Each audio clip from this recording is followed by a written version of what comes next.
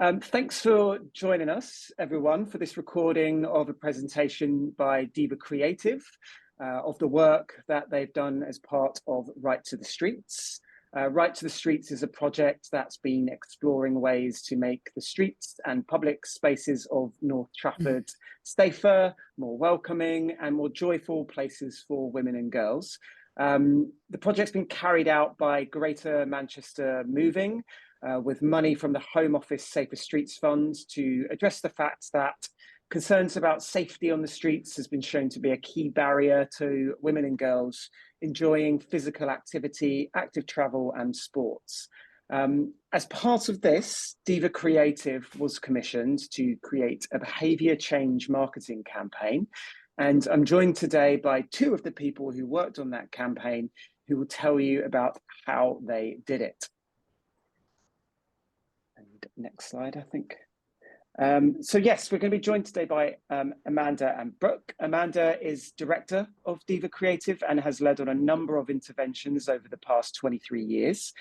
She leads the development of the company as one of the UK's leading sustainable communications agency focused on delivering work that delivers social good. Amanda's a highly experienced account director specialising in behaviour change marketing, providing consultancy and strategic direction to achieve clients' objectives and ensure real impact. Her role with the Right to the Streets campaign as account director involves strategic development and messaging, particularly at the outset. Brooke is a senior account manager at Diva Creative and has been involved in every stage of developing and rolling out this campaign. She's got more than 20 years experience in marketing and communications, working mainly for charities and local authorities until she arrived at Diva. With a degree in psychology and a keen interest in research methods, Brooke loves the chance to use behavioural insight in developing campaigns. Over to you, Amanda and Brooke. Okay, thanks, Sam. I'll kick off.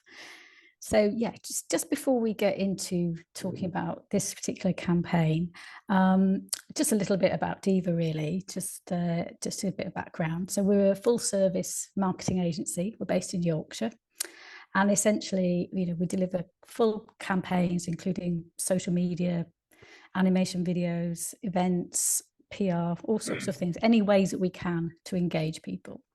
And we do a lot of work around essentially encouraging people to make positive lifestyle choices. So we work in areas such as health. So we do stop smoking campaigns, physical activity campaigns, things around mental health. We also do campaigns around environment and climate change. So things like encouraging people to use electric cars and so on. And also areas such as social justice. So we're kind of cut across quite a lot. And a lot of what we do, what we're often looking to do and we're asked to do, is encourage people essentially to change their behaviour, or at least think about their behaviours. And that could be as simple as, taking a little bit more exercise every day. But equally, we know that sometimes just telling people to do something isn't enough. But a little bit more about that in a minute. I think what's really important for me to say right now, though, is that this campaign is really important to us. We really believe in it. We're a company with strong values, and we really care about what we do.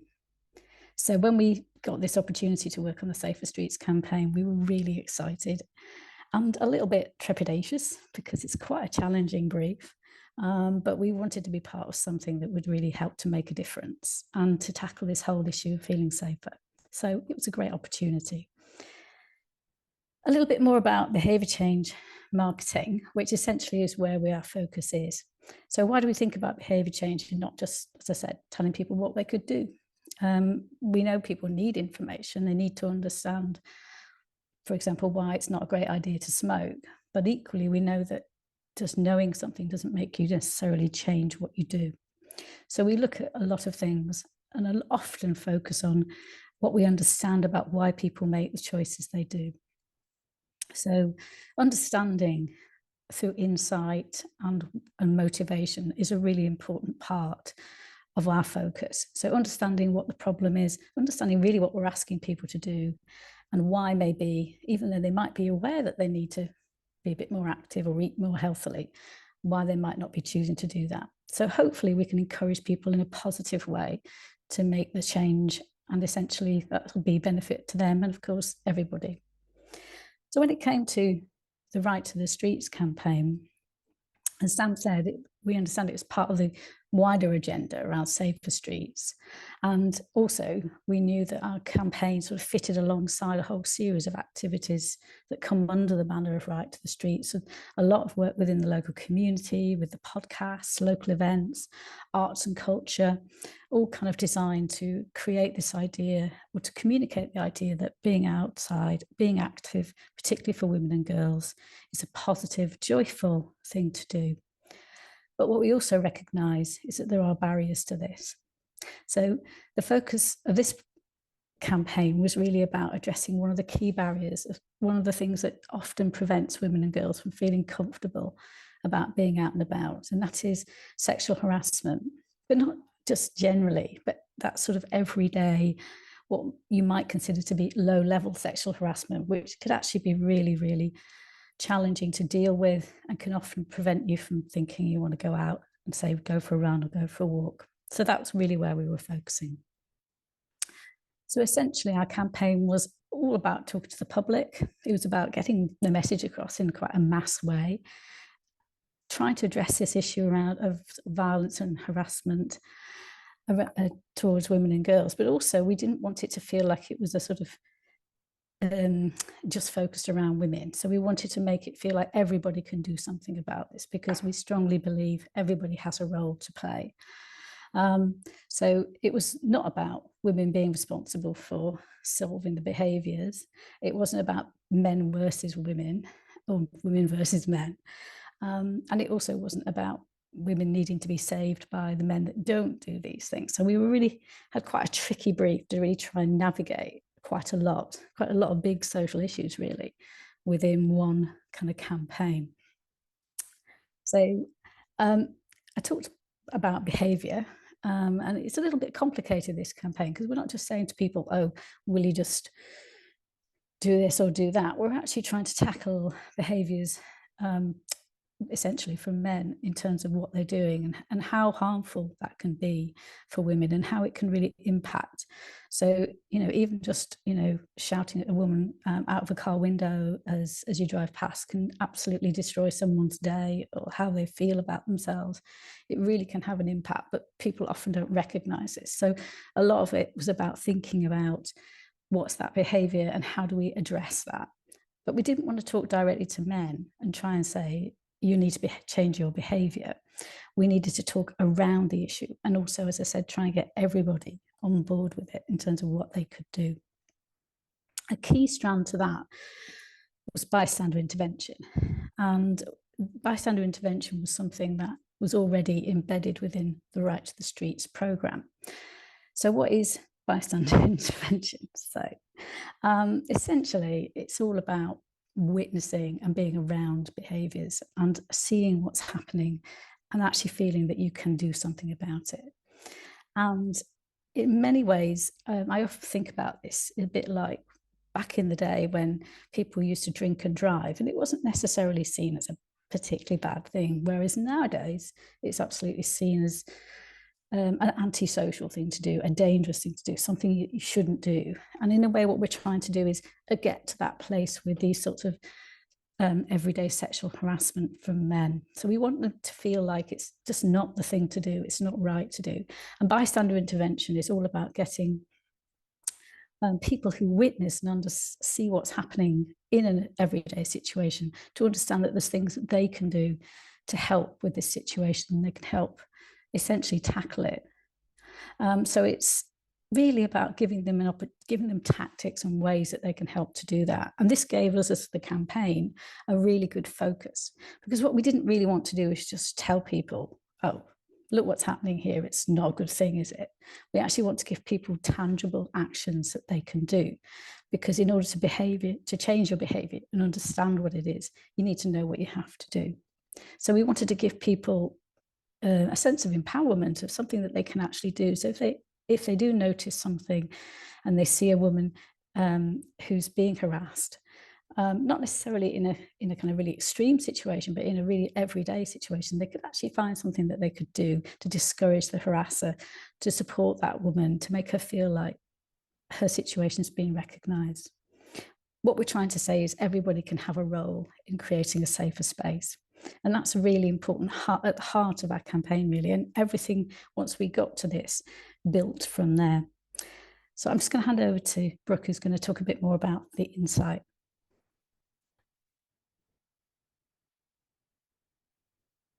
All right. Has everyone got my audio? Yeah. There we go. I had me worried for a second, so I'm done talking. So yeah, so as Amanda said, we had a behavioural focus of the campaign. We wanted people to be to know that they could step in and do something when they see everyday sexual harassment, and by doing that, disrupt the incidents and also send that message socially that this behaviour is not going to be tolerated. So we had our behavioural focus. Now we really needed to look at that and think, well, why aren't people already doing that? Why don't they step in when they see these incidents? So we had quite a few sources of insight for this campaign. We ran our own survey, quite a small sample because it was very localised to the immediate area that Right to the Streets is working in. And for those who aren't more familiar with the project, it's super localised. It's a small part of one suburb of Manchester. So Sam would probably be the one to tell you the answer to this, actually, but we're talking about sort of a few thousand households. So very localised. So we did a small survey there. We also had some input from the Greater Manchester Combined Authority, who'd already run the Is This OK campaign on a similar topic. And they'd done some evaluation work off the back of that and asked some questions, particularly of men, and how that campaign had been received and perceived. We had a literature review from our lovely partners, Publica, on this project, who are real experts in this area and in urban design and the things that contribute to women feeling safe and unsafe on the streets. And we also had lots of qualitative insight from our partners, Freedom Personal Safety, who have been delivering the face-to-face training around bystander intervention for this project.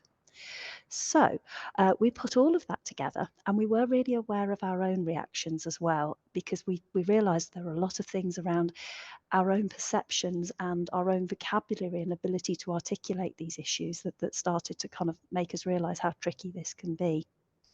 And particularly interesting, you'll be able to see Amanda and I are both of a certain age. I thought that everyday sexual harassment on the streets wasn't such a big problem anymore because I don't hear it happening. Turns out I just got older, and when we started talking about this in detail with colleagues who were in their early 20s, it is just as common as it was when I was in my 20s. So even that was something that we realised, that actually where you sit in an age group and the people you're with and the times of day you're out can affect how you perceive this issue.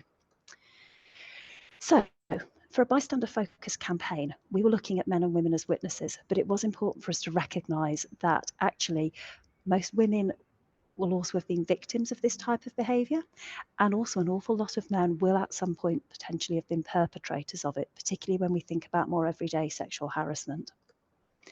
But we were interested in people in this particular role. And for a behaviour change campaign, it's important to think about where people are in the moment and how they're feeling in that moment, rather than the bigger experiences. So we narrowed into that moment of when they are as witnesses. From all of those sources of insight that we had, we drew out a few key points. Firstly, the GMCA, the Greater Manchester Research, suggested that actually a lot of guys didn't know what was okay and what wasn't okay, and things which a lot of women would regard as harassment and being intimidating, making them feel uncomfortable, were just seen as being, a bit of banter. So things like catcalling, people shouting from cars, that wasn't always seen as being problematic by men. So that was really interesting. Our colleagues at the face-to-face training service, they talked about how this gender-based harassment, when the more everyday examples are discussed, it can be treated quite dismissively in their groups, in the discussions they have. This idea that it is just a bit of banter. And they also talked about big age differences, where actually older people will often sort of say to younger women, oh, it was so much worse in my day, be glad you don't have to put up with. So there was a real kind of fear that among younger women that this sort of experience and their dislike of it would be dismissed. And similarly, younger men didn't always know whether it was okay for them to intervene. They didn't know which way the peer pressure was going to go amongst their own male friends. You know, if they stepped in, would they be mocked? Would they be supported? They were also nervous of the reaction of women. Would it be seen as patronising if they were to try and help? For women, that shared identity did reduce the barriers of intervening, but it was so normalised that sometimes they still hesitated to challenge it, and particularly with that criticism from older generations sometimes. So at this point, we realised it was going to be important to age narrow our audience, and that's often the case with these sorts of campaigns anyway, but we decided to target 18 to 35-year-olds, partly because this is the age where experience of this type of harassment by women is most common. But it was also interesting that some of the research was showing that there's a little bit of a gap in understanding what's appropriate for men in the young adult age group, because a lot of them missed some vital years of face-to-face schooling with COVID. So in lockdown, they were schooled from home, and missing those kind of GCSE and A-level years and college years at school meant that getting that social reinforcement of what is and isn't okay had been missing for them. And it's led to a particular problem in this age group. It's obviously really hard to address ages and motivations and barriers across age group as well. So narrowing it down meant we could do that. While we were addressing men and women with this campaign, obviously we were aware we were going to have to work a little bit harder with men. But what we realised when looking at these insights, we started to turn them into first-person statements. So we sort of said things like, oh, well, I would do something, but... and we found these fell into 3 categories, but also that they were very similar between men and women. There was only a slight difference between them. So, for example, knowing whether something is actually harmful and recognising that harassment does do harm to women, we were finding statements like, well, I would step in, but where's the harm? She'll get over it. It's only words. We literally heard somebody say that. You know, I would step in, but maybe I've misjudged it. Maybe she doesn't mind it. And women saying things like, well, I would step in, but maybe I'm overreacting. Also, so yes, it was whether it was actually harmful, also whether it was appropriate, their place to step in. So, you know, men saying things like, I would, but it's nothing to do with me, or what if she thinks I'm patronising, or it won't make any difference. Women saying, you know, maybe she's okay with it. And then finally, there was this issue of like whether it was actually safe and what they could do, how to do something, even if they felt they did want to step in. So it was that sort of idea of, you know, what if I make things worse? What if the aggressor turns on me? What if other people tell me I'm being stupid? You know, what can I actually do? So we kind of mapped those and realised that we had 3 broad categories of 3 broad areas that we needed to tackle with this campaign. Firstly, we needed to make it clear what wasn't okay. You know, what is a moment when you would intervene? And we really wanted to lower the bar on that, because it's the everyday stuff being tolerated that makes it normalised, that then kind of sets the scene where more serious aggression and sexual violence can happen. So we really wanted to lower the bar for what people are willing to step in on. Also, the idea that no one needs to let it go, you know, that actually it is good to step in. This is a good thing you're doing here. And then finally, actually, how you go about doing it. So ultimately, our design challenge was to find ways to communicate, find a way to show those 3 things. I'll hand you back to Amanda for the next bit. Thanks, Brooke. Yes, so that was obviously an awful lot of work and thinking time. And I think it's fair to say that there was a real investment in this campaign, in our time and consideration very early on. It was so important to really understand, and I mentioned earlier on when I talked about behaviour change, you know, getting insight, understanding why people act in the way they do is so important. And that work, that gathering of that information and really sort of honing it in, targeting, thinking exactly what are we saying and how are we going to address the barriers that people are presenting was really, really important. And what that essentially led to was the brief. You know, well, what exactly is this campaign going to look like? What's it going to be like? What are we going to focus on? So it really helped with understanding what the issue is. And what was very clear from that insight was that people actually need to understand or see that everyday sexual harassment actually is something that we need to address and do something about and shouldn't be ignored. And so within the campaign, we need to make sure we show that. But obviously, at the same time, we're talking about what can you do, as well as just knowing something, what can you do about it? If you feel that it's the right time and place to do so. So obviously building in the actions and the bystander intervention was part of that campaign. From a behavioural point of view, we were also really thinking, actually, this is about changing a social norm. This is about shifting how people perceive, how people behave. A bit like what I was saying earlier on about drink driving. You know, believe it or not, it used to be not such a big deal. Nowadays, people are quite horrified by the idea of it. But actually, yeah, you know, you can change how people see things. So thinking about it, what we were really trying to do in terms of what the campaign was about, and really trying to combine an emotional response, motivating people, and then actually giving people information. So first of all, we wanted people to recognize that this was happening and not just dismiss it. Secondly, we wanted them to see that it wasn't a good thing, again, shouldn't be ignored. Then feel that they can actually do something about it. But of course, there's no point in knowing that if you don't know what you can do. So those are the kind of pillars, if you like, of the campaign.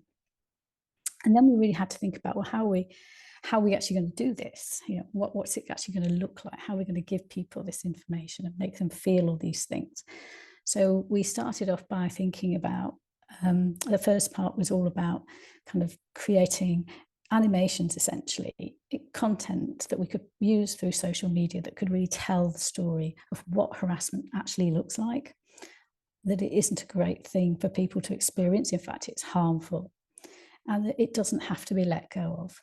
So we developed 3 30-second animations, all of which sort of followed a structure of showing harassment, showing that it would cause harm, and then showing how people can react. And then we also, the heart of the campaign really was within Instagram. So we used Instagram as our sort of focus in terms of where we could post information and the campaign content, so that people could actually also get a lot more information, because we're actually trying to tell people quite a lot of different things, which we'll show you shortly, about, well, exactly how do you educate, essentially, people what to do. And also we needed to have an environment that we could also promote locally, that we could put paid adverts into, and also kind of promote through social media. One of the other things that we really needed to do was to develop a campaign sort of hashtag, essentially, and we developed the No Place for It hashtag to essentially be a focus for a sort of statement of, it was quite zero tolerance. It was like going, no, this isn't okay. So it's sort of built on the it's not okay idea, but it was sort of really stating a position. You know, it's also about place, so it's sort of linked to the idea of being outside, and it is understandable and easy to grasp. So this is your first sort of sight, if you like, of how the Instagram view kind of we built. We wanted to create a look and feel. So a lot of what we do is about what it looks like, not what we think, not what we're churning around and discussing, but actually how it comes out the other side. So what people actually see is the content. So we wanted this to feel like a really positive campaign, tackling a tricky issue, but we wanted it to feel really accessible. So we use very bright colours, it's very modern, it's very optimistic in tone, and it was hopefully very clear in terms of what we were asking people to do. And of course, in social media terms, you absolutely have to stand out. You can't be lost in the melee. So we needed to be really clear and have quite a strong aesthetic that could be used throughout the campaign, so people start to recognise, oh, that's a right to the streets post. And we didn't want it to sort of feel too kind of designed. We wanted it to feel like it was kind of for the community. So I mentioned earlier on about animation. I'll hand over to you, Brooke. Thanks, Amanda. Yeah, so we've got 2 parts to the animation, effectively. As Amanda mentioned, we wanted to kind of get that story, what counts as harassment, how we reveal the harm, and then hint that there's actions that we can take and kind of entice people to go, there's something I could do. So, and I have a go at playing you one of the animations. Slightly nervous about playing through Zoom, so let's see if this works. If there's no audio or something's not working, somebody shout up and let me know. You can ride me hard anytime, love. Did he really just say that? It's not a compliment. It's made me feel so uncomfortable. We're always being watched. I'm just so over it. That was out of order. Are you okay?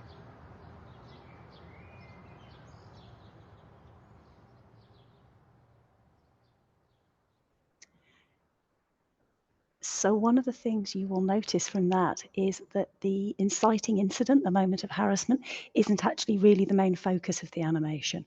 What is are the woman's feelings. They take centre stage for most of the time and most of the space. And I guess there's three key emotional beats in the story, and the three animations all followed this similar kind of recipe, as it were. So when the incident happens, we see a sudden change in the atmosphere to show that actually that relatively everyday moment really does make somebody feel very different and change their feelings about their surroundings and what they're doing. So it becomes very dark, and we start to literally see her thoughts. They're writ large, and that's about externalizing the internal, that kind of internal monologue. And this was really important to us for showing the objective harm. It's important for two reasons. We keep talking about showing that this type of behaviour is harmful. Yes, we needed a lot of men to understand the harm of these kind of moments of harassment so that they felt it was worthy of intervention and worthy of them doing something. But we also needed to articulate that harm for women, because what we realised, even amongst ourselves when trying to develop this, was how hard it is to explain why this isn't okay. Even though you might know it in your heart, actually saying to somebody in a way that this is objectively harmful because was hard.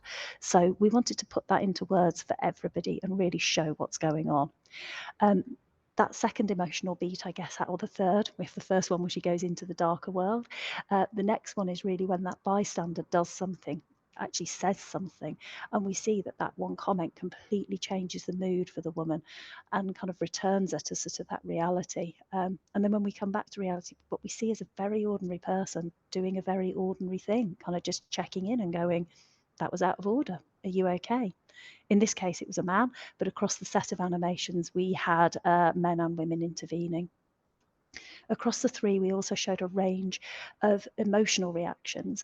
This was really important to the people who were advising us from Freedom Personal Safety, from Publica, from Greater Manchester Moving, because they were all saying, actually, how women respond in these moments is different. You know, one woman might be angry, another might be frightened, another might be irritated, but all of those are valid responses. You know, it's that kind of idea of there's no wrong way to experience this.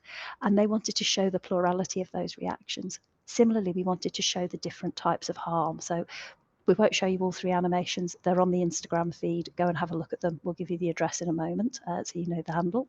But it's what we wanted to show was that actually, you know, it's that thing of it's the pure irritation and anger it provokes. Sometimes it's a practical difficulty, you know, suddenly feeling you can't use public transport and it's hard to get around. That was actually really quite central to the project's main purpose around physical activity, and also fear responses.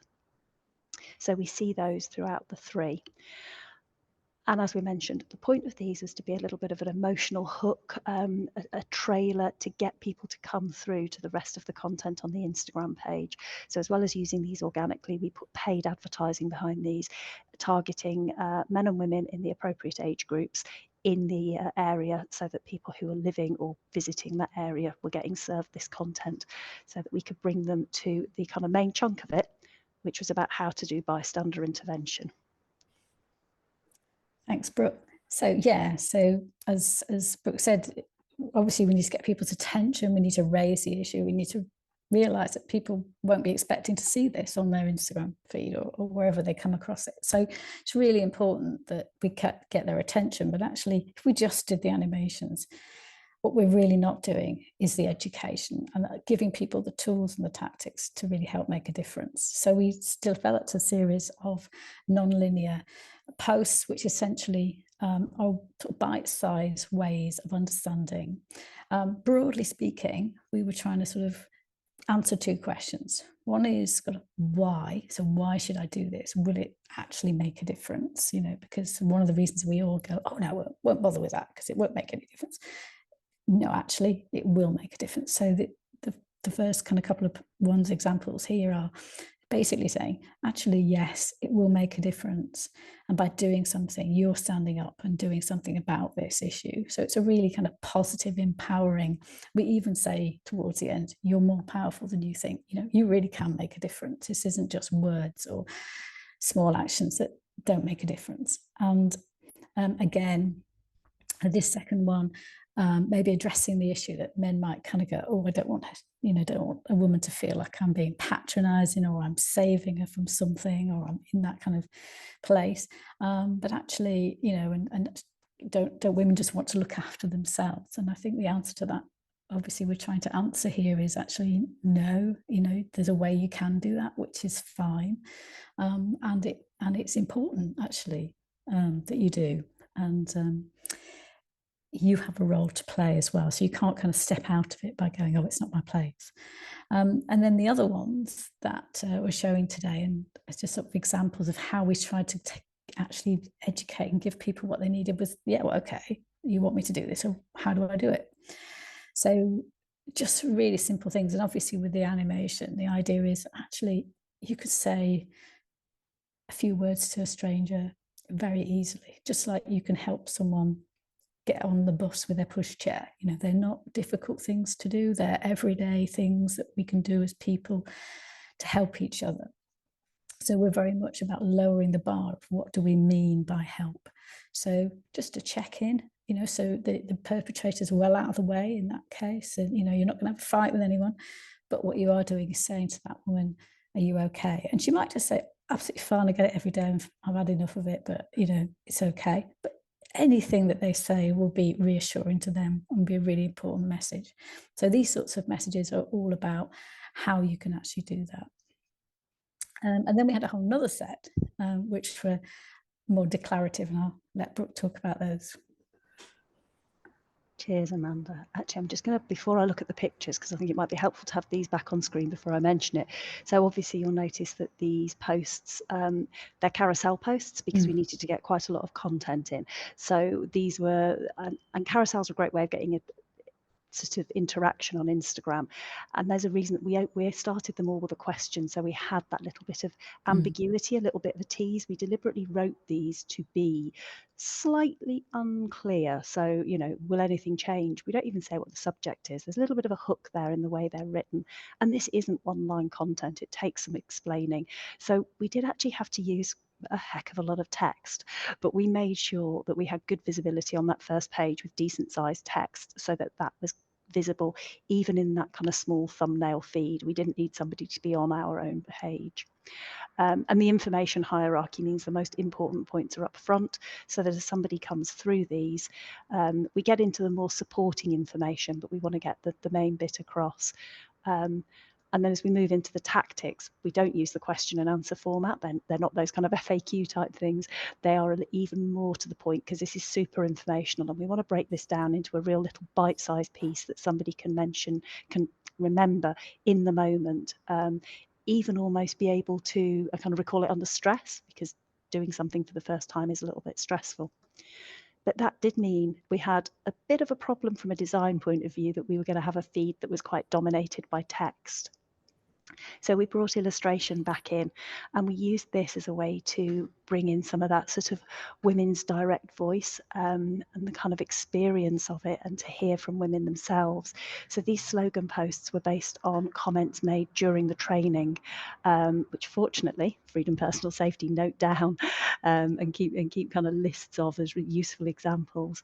But these were all about emphasising the need for women to be able to live without fear of harassment, and they were an opportunity for us to tie things back into some of the core wider messaging of the project.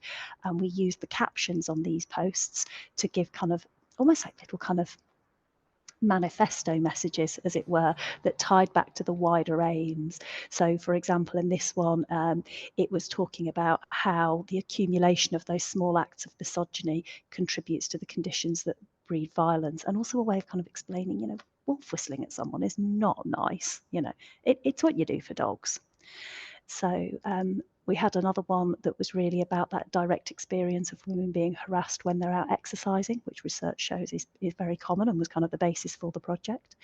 And we had a post explaining some of the research behind that and sort of making the point that, you know, there's lots of things that can make it tough to get active, but not being a man shouldn't be one of them. And then one that really brought out the idea of this optimistic, positive future. You know, we were saying, actually, what is the goal? Freedom to just go around without fear of hassle. So yeah, and we did that by having a bit of a contrast between the imagery, which was quite positive and carefree, with this woman striding along, bright colours, with the post content that was a little bit more talking about sort of all the things like, imagine a world where women don't have to text to say we got home safely, wear flat shoes in case we have to make a run for it, take taxis after dark, carry our door keys like a weapon, or only go for a run when it's daylight. So really just again starting to bring out the kind of the practical harms and how this makes a difference to women's lives and stops them exercising. Yep, and also a lot of that was online, obviously. That's a really massive way of getting to people in terms of a mass communications campaign. But we also wanted to do what we call out of home, which essentially is posters and imagery out in the streets. And this is a image of a billboard that we used in the location on the streets. We also had other billboards at tram stops and bus stops and so on, because we really wanted to place a campaign actually on the streets as well as being on people's phones and tablets and so on. We also wanted to make women really visible within that. So we didn't just want it to be the words. We actually wanted to show women in quite a sort of defiant way and really empowered and positive. We were very conscious that, particularly in the area that we're working in, that there was a lot of large sporting events, big cricket and football matches and so on at the Old Trafford Stadium, and things like the Ashes as well. And we recognised, or we were told, that there was a real change of atmosphere often around these times, and it can feel quite a male-dominated space because basically there's a lot of men around, and it can feel quite difficult for women to feel comfortable in that space. And we really want to sort of try and at least put something in to sort of counter this sense of this is that kind of space. So we really also bumped up our promotion online around those days as well. So we were online, we were promoting the campaign on those events, as well as having something out there on the streets that people could see and connect to, and obviously get them hopefully signposted to the Instagram campaign. And as well as getting it out onto the streets, we were getting it out into the community. So there was a supporting pack of posters. So that this was really important to us actually, because it's also about starting to hear these messages from people that you already trust and interact with. And this was an on-the-ground community project. There were loads of community venues, providers, arts organisations, sporting clubs and things involved in delivering this. So giving them ways that they could show their support for the campaign and show that this is all part of the same activity was important. So we had posters that were sort of campaign slogan type things. We had those little bite-sized teasers about how to do bystander intervention. We used some bite-sized teasers of that content in a card that could be given away at all the events. And we also pulled together a toolkit which gives people access to the online content for them to use on their own channels. And you'll see I've popped the link for that here, so you're all very welcome to download that, and that'll give you links for getting hold of the animations and the bystander intervention carousel posts, as well as some messaging and things that go around that. Those links are also on the next slide, so you've got those while we are taking some questions.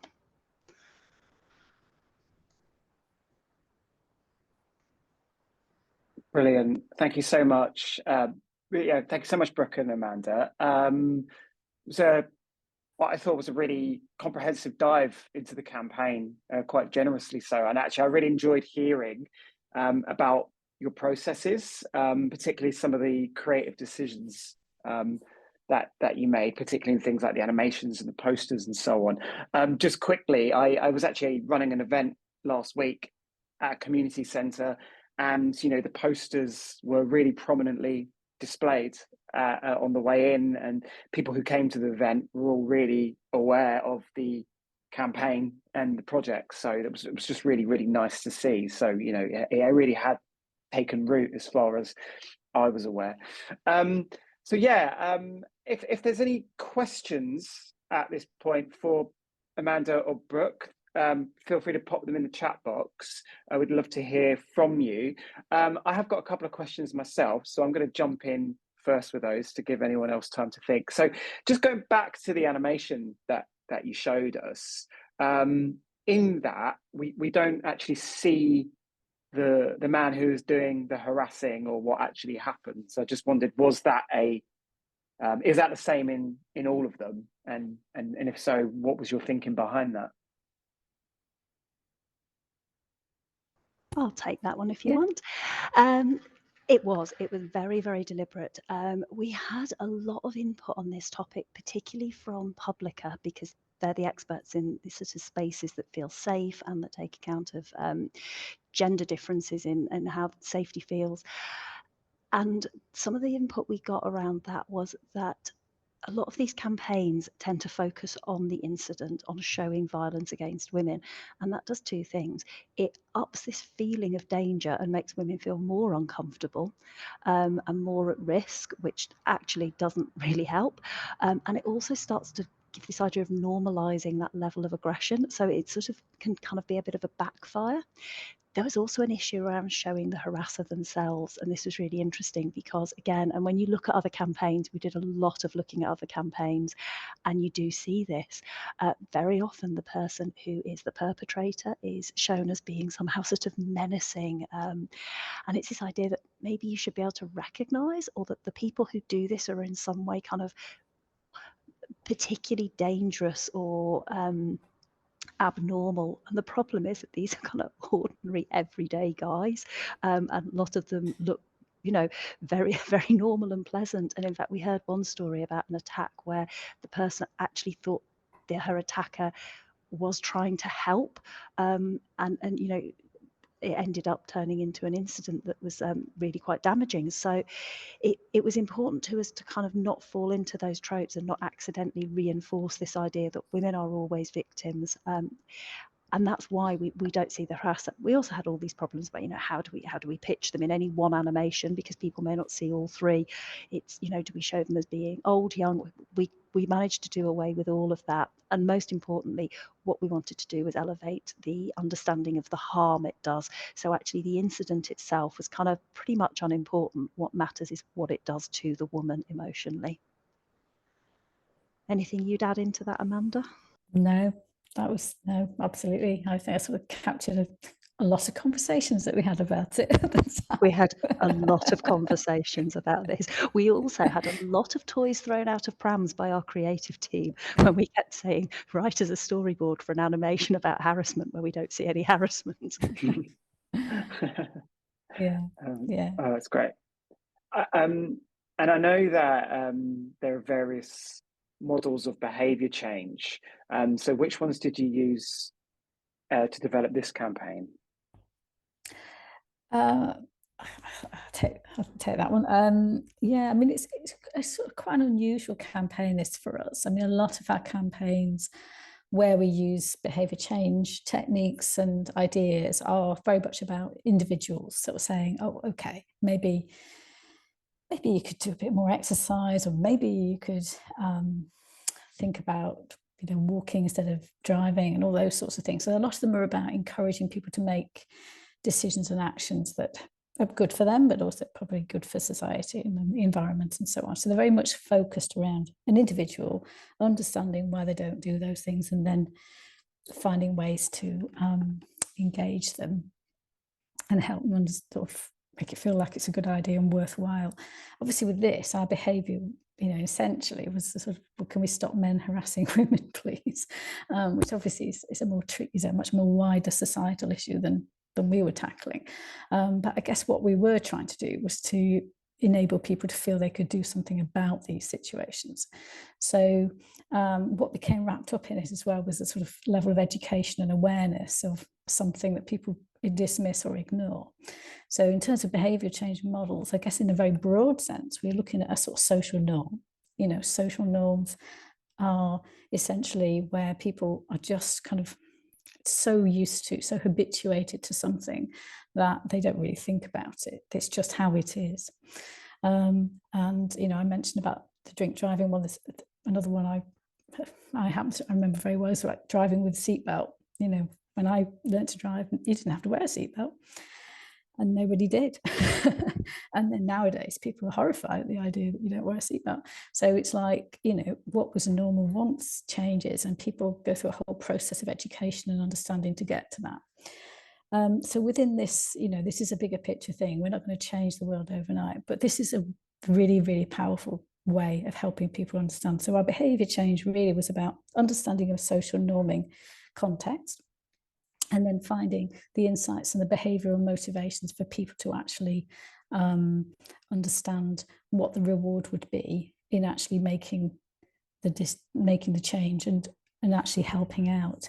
And I guess we sort of took from some people might be aware of COMBI, which is a capability, opportunity and motivation model, and we use bits of that as well in it. So often when you're doing behaviour change, you sometimes stick to a model like cycle of change and things like that, but with this we sort of took from different ones, so it was a very bespoke approach, and we really had to think very carefully. It was very for me, having worked in this sort of area for 25 years, it was one of the most challenging, interesting ones that we've had, because we really had to think very carefully. And have we changed behaviour, of course, will be the question, and have we made people think differently about what they respond to in situations? I don't know. We'll find out maybe.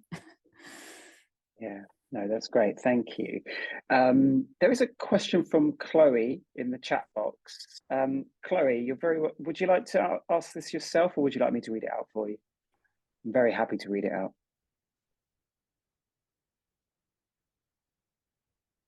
Oh, I can't hear you, Chloe, if you are speaking there. I've noticed you've unmuted. I'll read it out. So if that's okay, Chloe.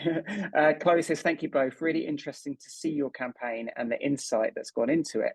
At TFGM, we're currently planning a similar campaign specific to public transport. So this has been really useful to see. Do you have any initial results or feedback of the campaign that you could share on? Any lessons learned from that?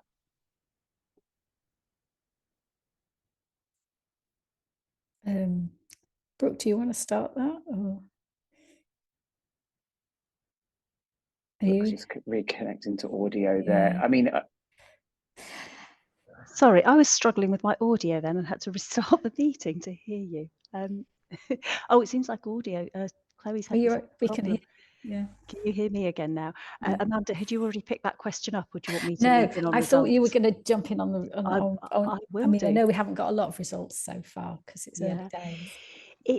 I think the thing to say about this one is and with our clients' agreement, this one has actually been really, really hard to measure, because it's not one where we've got a direct call to action, and it's not one where it's not something that we can easily measure. We're not expecting to kind of see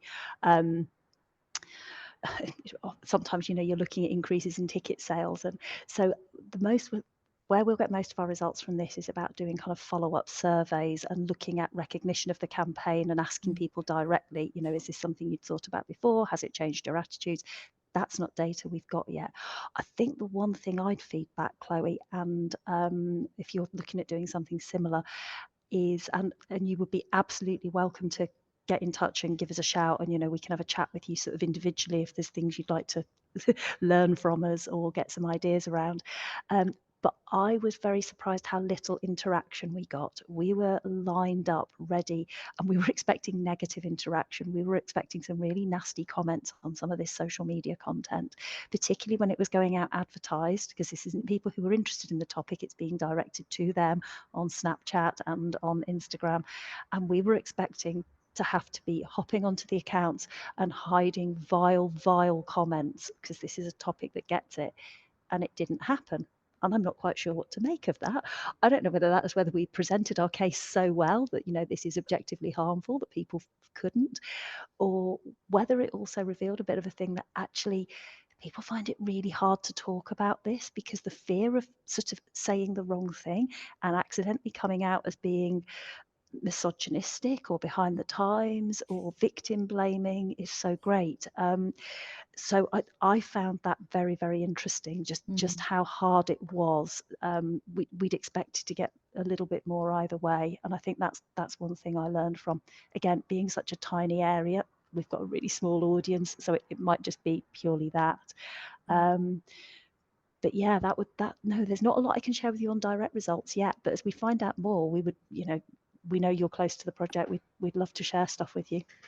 Yeah, I think it's also quite a tricky one for people to like comment and share on, in terms of people often want to share things in their feed that sort of represent them.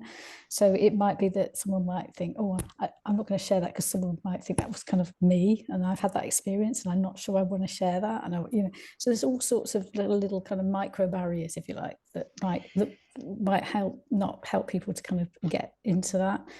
But it's very different from as I was saying, it's a very different campaign from what we usually do. And something like public transport or encouraging people to get EV vehicles and so on is a very different thing, because first of all, you know how many people are doing it in the first place often, and you can get tangible impact, and people are much more engaged or happy to engage. So I think it's the nature of this kind of area that it's a really tricky thing. But yeah. Actually, one other thing it might just be worth noting was something you said about people not wanting to share, Amanda. We'd had a type of content we'd really wanted to do as part of this campaign, which was to gather local case study stories and share people's real experiences, either of intervening and we were trying to gather those through local partners, particularly the people doing the face-to-face training. And what we found was quite a few stories were put forward. People talked about it, but were not willing to be photographed or have their face put to it. And again, seeing sort of more national accounts where that's quite a common thing to do. We hadn't anticipated just how uncomfortable that would be for people. I guess the lesson there is because it is hyper local. It's being put out in your local area. That does make it different. But again, it underlines that thing that actually a lot of people don't really want to kind of attach this to themselves all the time at a local level. So yeah, that was interesting. You're a much bigger area, I know, Chloe. So yeah, you might have more luck with that kind of thing. I'd love to just chip in here, actually, as well. I think it's really interesting what you're both saying, because at Open Data Manchester, we do a lot of work in communities, and we have the same issue. It's very, very hard when you're not measuring ticket sales or clicks to actually measure that impact. And sometimes you often find behaviour change in the community. It takes time.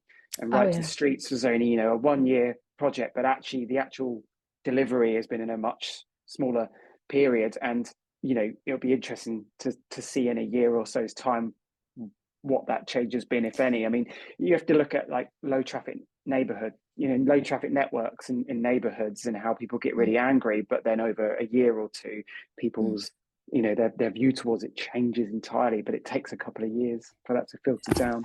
And just personally, actually, I'd love to share this if you don't mind. I did have my own occasion of having to step in and help someone out. And that was from I did the bystander training, but I also had one of your little fold out things in my pocket that I was I didn't use it in the moment, to be fair, but it helped me to remember, like, actually, what kind of thing can I do here? And I did intervene. I pretended I'd dropped my water bottle and got in someone's way. It was embarrassing and terrifying, but it worked, and I would not have done that. I wouldn't have had the confidence to do that. So that's a bit of anecdotal evidence potentially there for you, Chloe.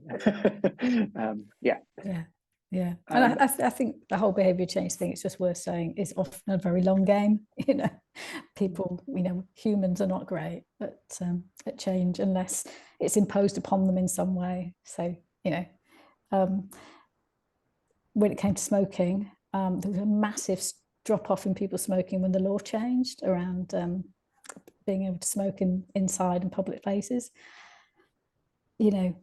Even though everyone had known for years and years and years that they should give up smoking, it's suddenly, so sometimes it's also all sorts of other things that happen. The law, you have to wear a seatbelt. Boom, suddenly everybody obviously they go, all right. So there's all sorts of examples of that where you suddenly get a switch in behaviours, but often it's a much longer process and there's lots of complicated factors, societal, everything, gender, it's all in there. It's interesting, Sam, what you say about having sort of had the training and then quite quickly spotting a time that you could use it. And it's funny, we all came to this project, didn't we? Open Data Manchester, Public, all of us came sort of, none of us ever thought this was okay. But this idea of actually being able to step in and use these, so this is not a new type of thing. This is for anyone who's interested, and you might well be Christy when I spotted in the chat what you said you were interested in and going to training on. The 5 Ds, and it's the 5 Ds of bystander intervention is a well-known model. Google it, you'll find references to it, and it works. They use it in all types of harassment. But yeah, it was I found it incredible that I'd got to this age and I'd never heard of it, and I had never thought of doing it, but now I know how to do it, and we've had people in our team, we've all used it. So the younger people more so, because they see this happen more, because it happens in their world. So yeah, brilliant. Well, it's 1:30, so unless there are any sort of final questions, I'm going to say that thank you so much to Amanda and Brooke for your presentation. I really enjoyed it, and thank you everyone for joining us on this Friday afternoon. I hope you have wonderful weekends. We will be putting this video online, so if at a later date, if anyone wants to catch up or share it, there will be that opportunity. So other than that, thanks very much for joining us.